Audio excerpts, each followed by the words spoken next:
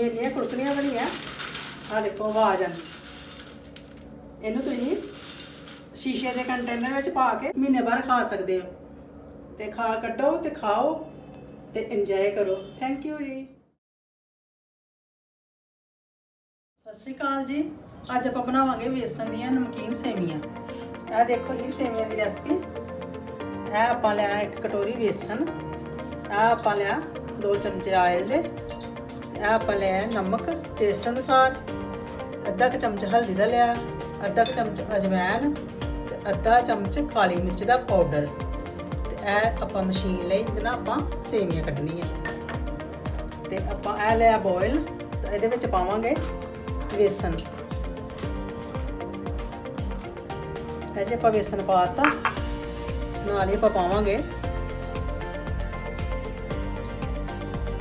Taste ਅਨੁਸਾਰ ਨਮਕ, ਨਾਲ ਹੀ ਆਪਾਂ ਪਾਵਾਂਗੇ ਕਾਲੀ ਮਿਰਚ ਦਾ ਪਾਊਡਰ, ਨਾਲ ਹੀ ਆਪਾਂ ਪਾਵਾਂਗੇ ਅਜਵਾਇਣ, ਨਾਲ ਹੀ ਆਪਾਂ ਪਾਵਾਂਗੇ ਜੀ ਥੋੜੀ ਜਿਹੀ ਹਲਦੀ।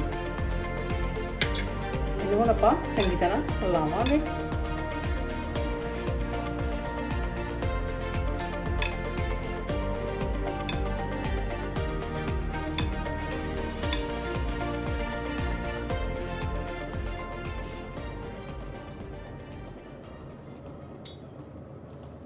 ਹੁਣ ਆਪਾਂ ਪਾਵਾਂਗੇ ਜੀ ਵਿੱਚ ਆਇਲ।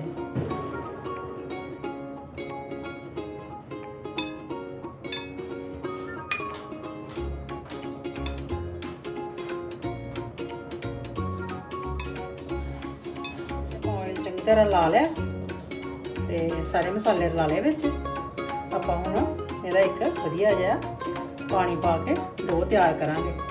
ਡੋ ਇਸ ਤਰ੍ਹਾਂ ਤਿਆਰ ਕਰਨਾ ਜਿਸ ਤਰ੍ਹਾਂ ਆਪਾਂ ਆਟਾ ਗੁੰਨਦੇ ਆ ਉਦਾਂ ਤਿਆਰ ਕਰਨਾ ਡੋ ਇਹਦਾ। ਆ ਦੇਖੋ ਜੀ ਆਪਣਾ ਡੋ ਤਿਆਰ ਹੋ ਗਿਆ।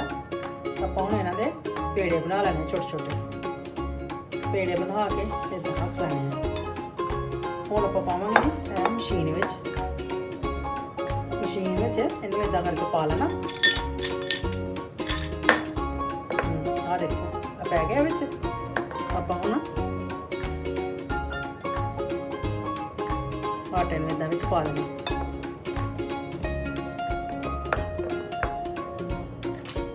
ਹੁਣ ਆਪਾਂ ਇਹਨੂੰ ਇਦਾਂ ਰੱਖ ਦੇਣਾ। ਇਦਾਂ ਬਣਾਉਣੇ ਸ਼ੁਰੂ ਕਰ ਦੇਣੀ ਆ।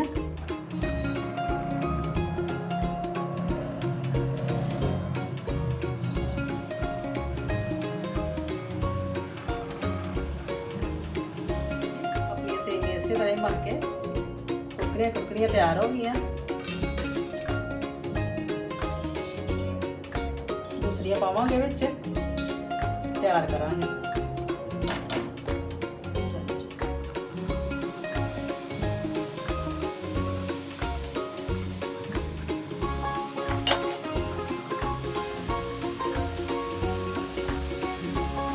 ਦੇਖੋ ਜੀ ਆਪਾਂ ਇਦਾਂ ਹੀ ਇਹਨਾਂ ਨੂੰ ਉਲਟ ਪਲਟ ਕੇ ਬਣਾ ਲੈਣਾ ਵਧੀਆ ਤਰੀਕੇ ਨਾਲ।